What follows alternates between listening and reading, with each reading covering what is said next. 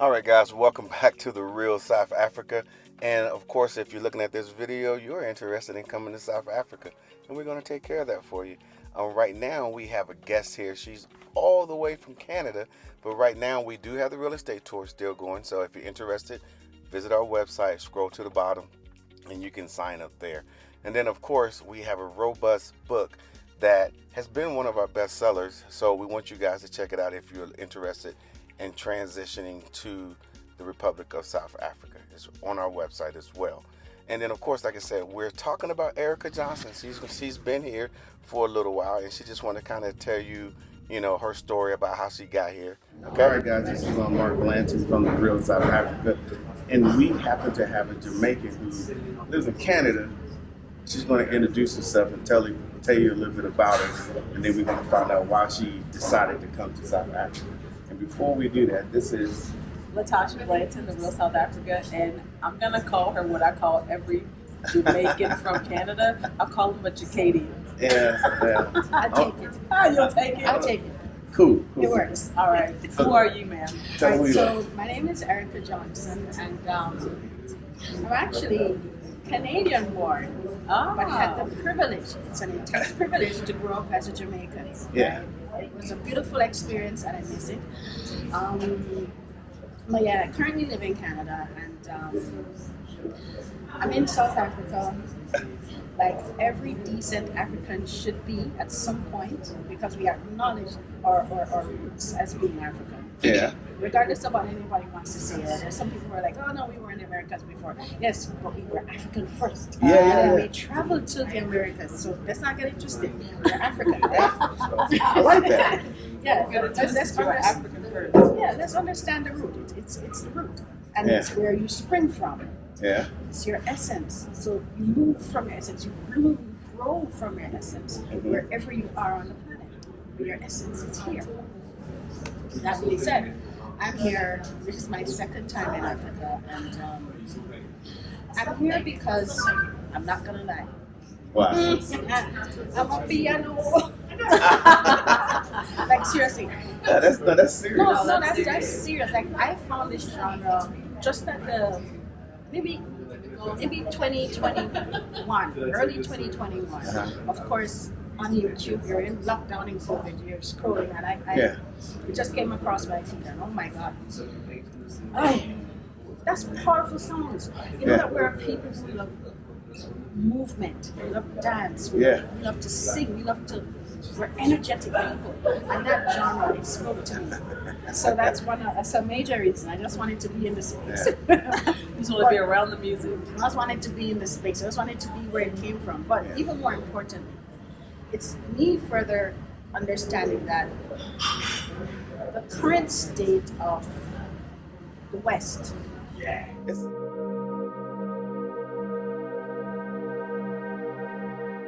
It's, it's we hear a not quite lot. right. We do hear a lot. Yeah. Even though we come from there and we left in 2018, but we do hear a lot of stuff. There's a few concerns from the people on that side. Okay, let me also say at this point, I'm in healthcare. I've been a pharmacist for 31 years. Mm-hmm. And a pharmacist sees all of it. We kind of have a bird's eye view because we're dealing with all the different therapeutic groups, right? Mm-hmm. So you're dealing, and I work in a hospital setting. So this is professional opinion, as Yeah. far as I'm concerned. So I see emerge, I see day surgery, I see mental health, I see oncology. People are getting sick, and they're getting sick in the head. Oh, So let me put it this way. Let me put it in a gentler way. Because of the stresses of the world as they are, mm-hmm. we're all under some form of stress, whatever it might be. It's usually an economic thing, right? But I think that there are a lot of people who are not coping well. So there's this new, it's going to sound bad when I say this. No, I need you to say it. When I say there's this new thing of mental health and mental health awareness, it's not new. It's really just that people are now feeling more pressure Mm-hmm. and they're not handling it well. They're not handling it well. So I work in a hospital, and I've been at this hospital for 8 years. And when I started, you're few random people coming into the mental health ward. They just had a breakdown, whatever they may have had. It may have been a genetic thing, paranoid schizophrenia, whatever. But now, we do not have room. We do not have room for our mental health patients. We are prioritizing patients to the patients who are overdosing. And that's the other thing. The opioid crisis is insane in Canada. So, how does it translate into me coming here? Yeah. As a person of color, and this is exactly what it is. As a person of color living in North America right now, so let me back a little bit. I live in a town that is predominantly white. Yeah, especially Canada. Yeah, it's a hick town. Yeah. So, for a person of color, especially now, where the world systems are changing, there's an obvious shift and obvious change that's happening. There's an obvious change in how people conduct business, how people go to school. There's an obvious change since COVID, even before. Many people are not able to wrap their minds around it. They want the old ways. Yeah. They're stuck in the old ways, and they want it to be their way all the time. So these new changes they're not sitting well. Yeah. Number one, and number two, there's also a movement of people of color. There's also movement around the planet right now. When I moved into the town that I live in, you could count the number of black people on 2 hands. Yeah. Now, my town is Little India. Lots of Indians moving in. And these older white folk who are set in their ways, they're like, no. But they're not saying it. They're just kind of acting out there, coming into the mental health. Yeah. See what I'm saying? I'm not being very explicit. Just call it the way you see it. I'm truly not being explicit. If I were to be explicit, I would tell you what these people are doing. Yeah.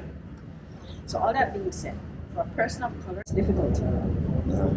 I'm just sweating a little bit. Sure. So, call it intuition. For me, it's a need to explore alternatives. Get a workable plan B. Make sure that it works. And step. It's about stepping. It's about, call it survival. You know, it sounds a bit drastic and dramatic. But for me personally, it's a need to really find a workable plan B to change the way I live, because it's not comfortable for me. Yeah. I do not feel safe where I am. Bottom line.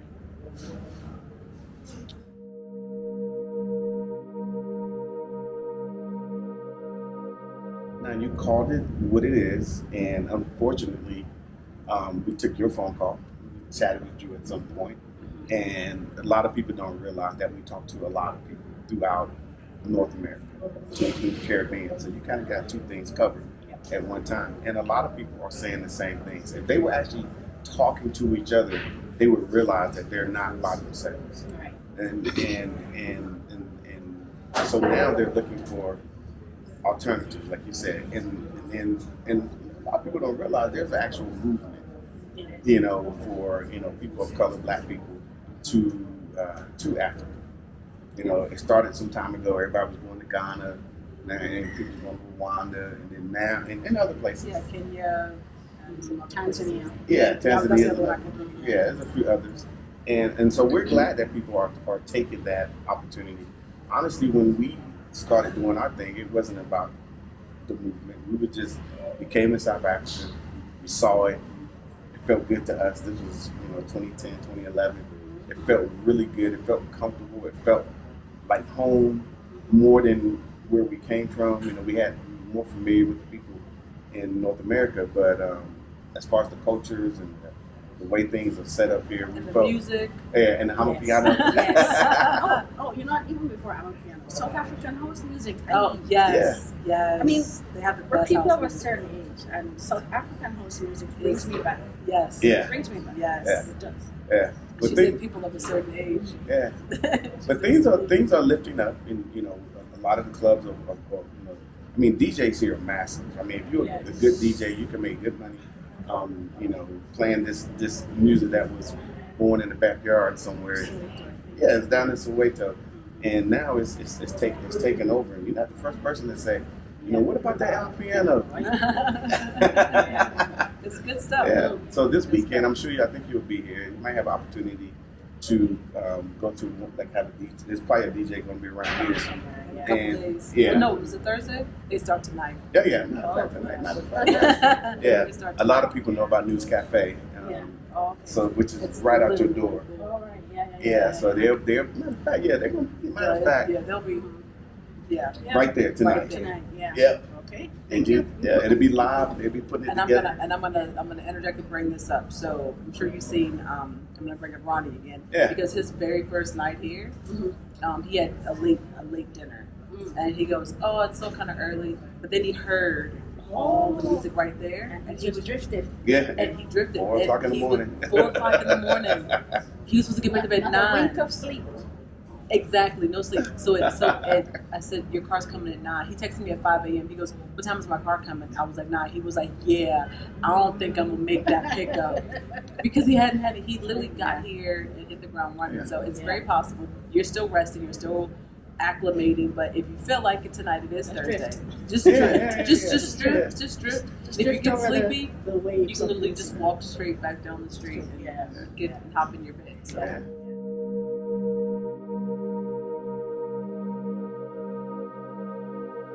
So, obviously, this is your first time. You only been here a day and a half, the most.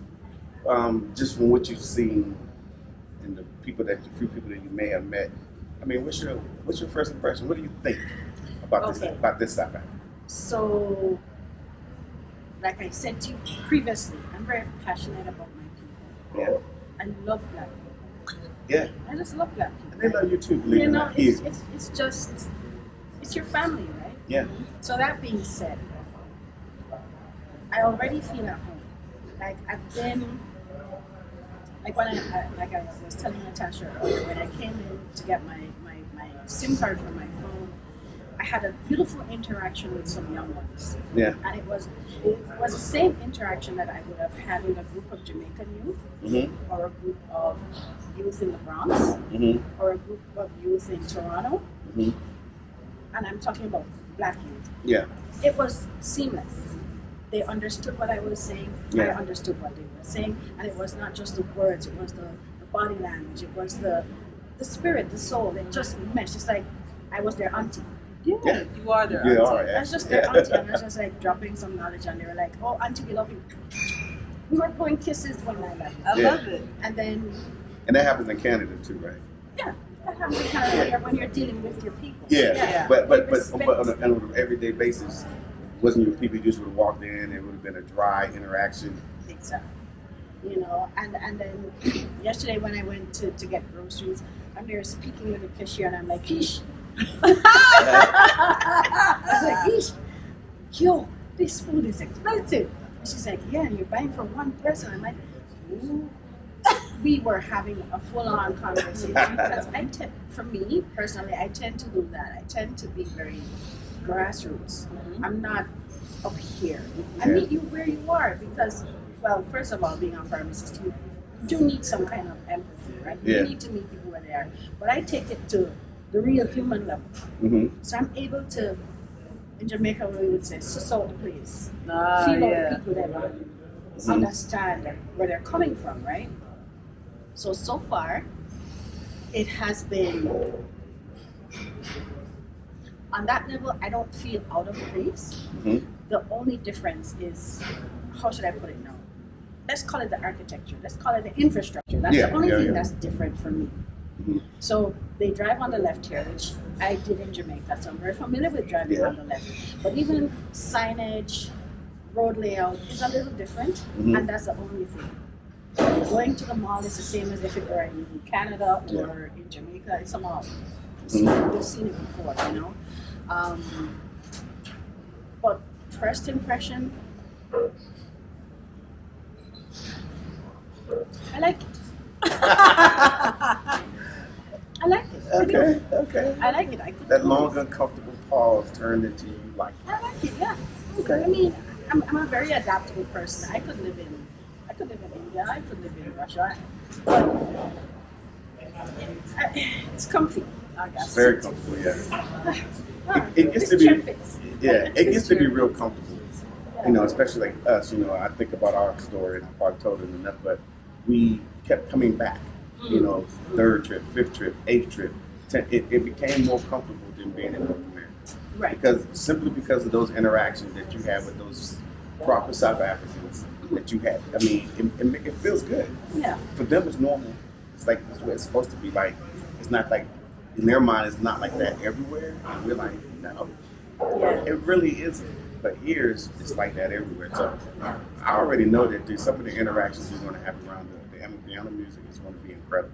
You're going to have some serious stories because, and also too, if you go to the DJ and tell them, you know, play something, you know, that, you know, might not know the name of it, but, you know, they'll pump it up for you. Friendly. Yeah. I got that. Yeah, they'll do it up for you.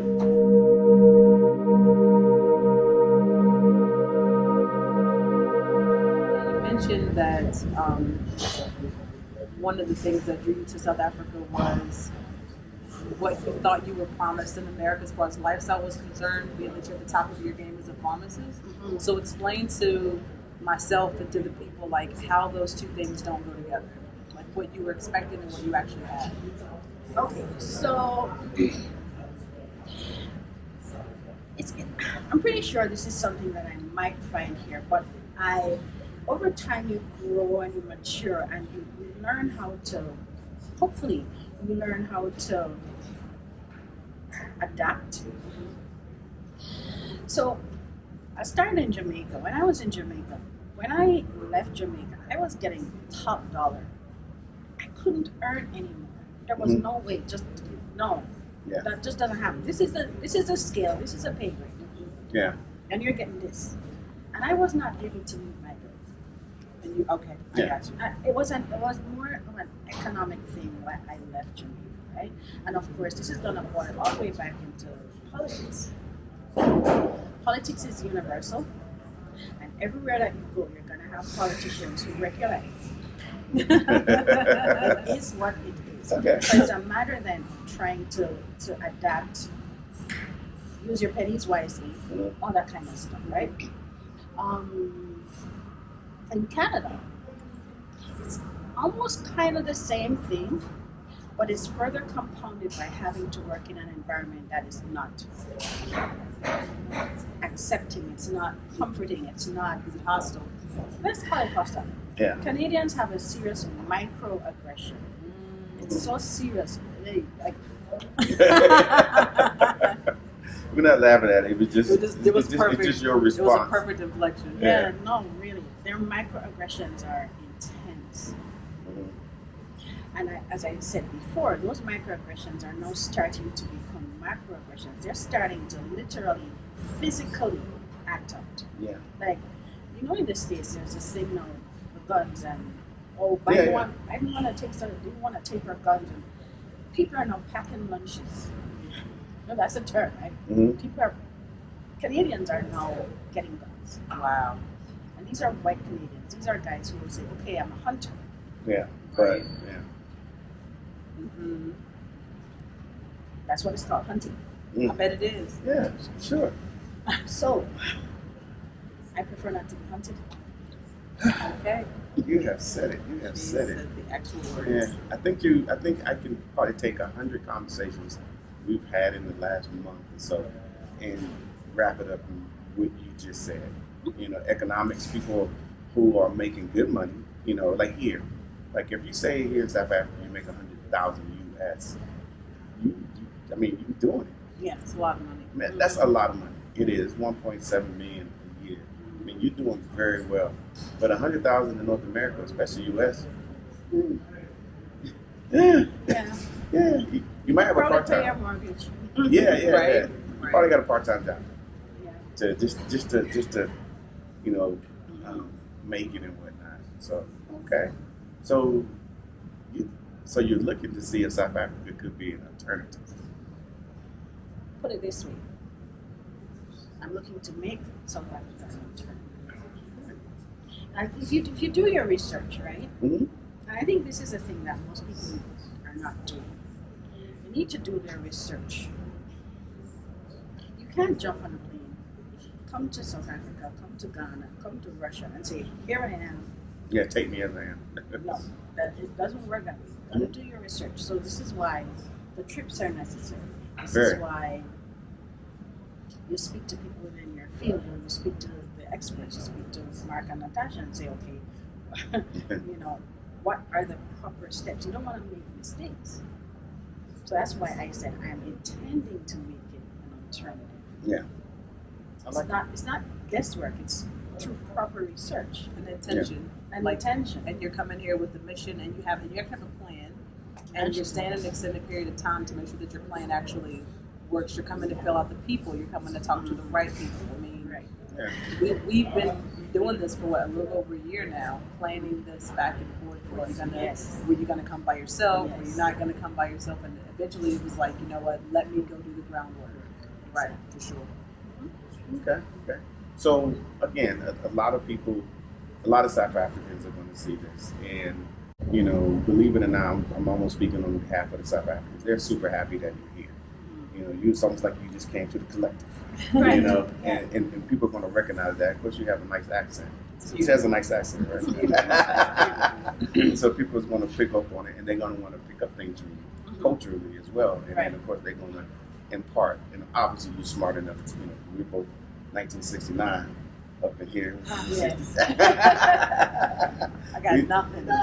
69. So, you know, we're very intuitive now and mature, as you mentioned earlier. And you're going to pick up a lot of things, and it might be from a 20-year-old, or it could be from a 70-year-old, and then you're going to take your place in this culture as well, because you are an auntie. You can't get around it. No. You're everybody's auntie. Right. Yeah, they'll tell you the same thing. So, like I said, they're going to be happy you're here, and they're going to be tracking you, you know, through How's this. Miss Erica? How's Miss Erica? Yeah, how's she doing? How's she doing? Yeah. And they genuinely care. Like, you'll be able to feel that. But you can feel the energy here anyway. I'm sure you can. Yes. I'm sure you can. Like I said, it just feels like home. It's my people. You know, it's not. I don't think I would need to be super cautious. I mean, we'll step into this section just for a second. Yeah.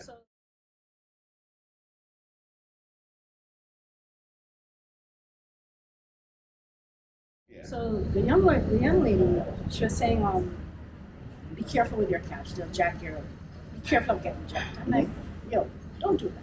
You know, because we're not all liars and thieves, and we just need to elevate ourselves. We need to bring ourselves out of this mess that we're in. You know, because I'll also say this. I think Black people are quite complicit. We are complicit in our own demise. We will have to fix ourselves. Yeah. We will have to bring the true kings and queens out. So all that being said, I do understand that it is necessary to have your head on a swivel wherever you go. It's not a matter of like, oh, I'm in South Africa, everything's good. No, you do have to have your head on a swivel. You do have to be mindful of your surroundings. You do have to be mindful of the people around you.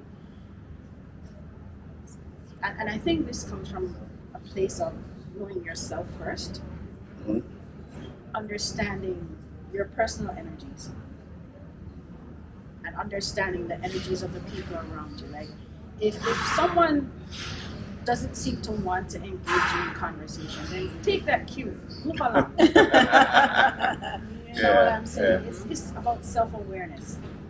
So all that being said, I know it's not necessarily going to be a walk in the park. It's everything is work. Yeah. Everything is work.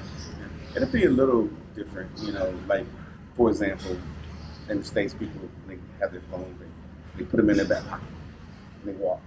Here, that's a no-no. Yeah. It's like, please come take my phone. Right. You know, it's an invitation. Yeah. And so there will be other people that are good people that you spoke of that would say, hey, sissy, take the phone out your pocket. Yeah. But so you have a lot of people here assisting in all of this. So because you're never alone and you're part of the majority now, and people are going to look out for you because you're part of the majority. so forth. Now, you told me a story, or you was telling me a story about DNA. Mm-hmm. You remember? Yes. Can you elaborate a little bit about that? Okay, so I was pretty much talking about who Erica is. Mm-hmm. I'm a product of the DNA of my parents, and my father was extremely influential. He was a Pan-Africanist. He was a Jamaican young man who went to Canada to do his master's. He actually went to New York first. He was at Cornell first. Wow. Got his bachelor's at Cornell, got his master's at the University of Guelph in Canada, which is how I came to be born in Canada. But he was doing all of this in the 60s. Mm-hmm. So it was pretty much at the height of the civil rights era. So he was very invested. He had, I'm pretty sure he had classmates from Ghana. Mm-hmm. I'm pretty sure he had classmates from Nigeria. But they were definitely a minority. And they felt it. They truly felt that. They truly felt the pressure of racism. It was not strange to them at all. It was not strange to my father. So much so that he jumped right into the whole Pan-Africanist idea. He was a student of Garvey, if you want to put it that way, right? Garveyite. It was a Garveyite for sure. So much so that he gave me an African middle name. My middle name is Namiche. It's a Ghanaian name. It's an Ashanti name. And it means gift from God. But I tell people you must always live up to your name. Whatever it is, live up to your name. I know what your email says. Yes. Exactly. So it's in my DNA. And the power of your DNA, which is the roots, which is Africa. Yeah. The power of your DNA should never be denied. And I think this is what our people need. We need a true renaissance. It sounds so cliche. Yeah. But we need a true renaissance. You know, I say these things privately, by the way. It's time. listen, It's time. it's time to take it out of your kitchen and your living room. How you know we talk in the kitchen? Bring it to the streets. Like, one of the reasons I'm actually here is this spirit that some African youth have taken to build Amapiano. She is. I think she's like proper. That's She's it. African already. That's what we need. Mm-hmm. That spirit is what we need, and we need it collectively. Not just, oh, I'm making these beats, so I'm gonna pocket this change. No, no. Yeah. Give back to your community. Give back to your people. Bring each one, teach one. Bring each other upward. Okay. Sometimes I get disgusted with our people because this crab in the barrel, this fight against each other. Yeah. It does not work. It is self-defeatist. Yeah. So we need to go deep within and say, okay, are we where we want to be? And if we're not where we want to be, we need to get to where we want to be. And we need to be honest. Am I okay just being this drug addict? Am I okay with just being this unemployed person? Am I okay with being sad? Mm-hmm. Am I okay with that? If you're okay with that, fine. Yeah. But if you're not okay with that, But the good part about it is there are plenty of people who, like for example, if I stayed in my small community and I feel the way I feel, but the culture doesn't support that, then I'm on the island by myself. But you realize that especially here, there are so many people, cities and countries that feel the exact same way you do. They might express it differently because of the languages. Right. But we're fortunate that everybody speaks English here. And sometimes they'll be talking to you in English, and then they'll veer off, and then they'll come back. And the hope, and when they veered off, you might not have understood what they said, but you understood. You literally understood, and then they get back to the English, and you're like, okay, and the conversation never stops, and so forth. So I think coming back to the collective, bringing back that DNA, so you can activate those levers and those switches inside of you that's been there the whole time dormant. Right. Is the way to go. So let me ask you this. So how did you find us? What happened? You know what? There is this thing called technology. technology that, no, I had to start here because if the truth be told, I'm so anti-AI, I'm so anti-technology, but I understand the importance, the relevance, and the necessity for technology because this technology is what is bringing us back together. Yeah. This technology is what is bringing the DNA together. So of course YouTube. Okay. You know, I tend to, it was just YouTube.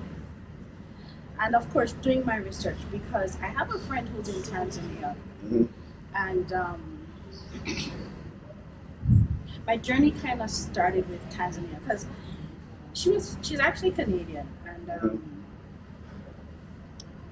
at one point we came to an understanding that, you know what, it's like not even an aha moment, but a moment where she understood where I was coming from when I said Africa is where it is. Yeah. And she left. She went to Tanzania. She's older, she's an older woman, so she just left. But in the process of us coming to all this realization, there was looking at little YouTube videos and seeing people who've done it already. And you know the algorithm, it will bring you and and I ended up with a real self. Okay. Yeah. That's why I found you. Like, Okay. I don't think it wasn't someone else, it was just surfing. Yeah. And then there was I think there was one person that I had yes, a girl who had gone to Tanzania and she was trying to do something like what you're doing. And I had sent her emails and she didn't reach out. And then I said, no, that's not good enough. And I started searching somewhere and then I found you. And then I started to reach out to you and I was getting responses and I was like, yeah. Well, I will say that the person that you reached out to was probably somebody who came to us as well. They came here in Tanzania. I say Tanzania. And they're there again. They come back. But yeah, so good. Because our goal is to just expose people to something different. And based off what you were saying, give back. Right. Like I said, we could have came here, set up our shop, closed the door, and didn't say a word because there are a lot of Americans that are here. Some that are here. I'm not saying there's thousands and triple thousands or whatever, but they're here that come here, they do their thing, and they don't, and they live and they're happy, but then they're not sharing with others. Yeah. So you know, we do open up a conduit through our website, and of course through YouTube, for people can come, and then you know everything's proper. Because I think where you are right now is proper. Very nice. Excellent. Oh, look at Excellent this. job. Like excellent. Really, really good. It's fantastic. Mark and Natasha have done a fantastic job. I think, you know, the driver said to me, he said they're good people. He said they're good people, and I had to agree with him. Like I hadn't met you yet, but I already knew. You know, in Jamaica we have a saying, spirit tech. A spirit tech you. In other words, there's a soulful connection. Like, I see you. You see, you're good people. You know. So the driver said, they're good people, and so far so good. It's going to be a good time. Yeah, it should be. It should be. We put a lot of effort in because we know people from North America have a certain level of expectations. And we know what you came from and what you're ultimately trying to escape. And the last thing we want you to feel is that because you know what that is. Yeah. And once you get here, it comes off of you, and you're like, Yeah. and I need everyone to feel that without any effort. So that's why we do what we do. So hopefully you have exhaled. Hopefully you exhaled a couple times. I waited to exhale. I just remember that movie. Yeah, but Yeah, because we've been exhaled some time ago, and it feels good. And then every time we had to go back, like especially back then, it was like we're looking at the calendar like, When can we get stressful. bro, we got to go back. I'd be like, bro. I'm like, I'm not your bro, but I get it. I feel you. I feel you. And then we got to get on the plane. Then we're sitting on the plane, and we're like, we're literally on the tarmac. Like, This is BS. this don't make no sense. Like, why do I have to leave? Like, what is this? You know, I could just stay with my people. Yeah. But now we're here. It was rough. It was rough. And then even when we knew we had to go back for business, and we knew months in advance, we would have to mentally prepare. And we had like mini panic attacks, like, oh my God, we gotta go back. Oh my God, okay. And then you compartmentalize and you don't get it done. But the whole time you're just praying that while you're there, you're okay. That you stay safe and that you can just get back home. You don't want anything to go wrong. But you're going to meet some good people here.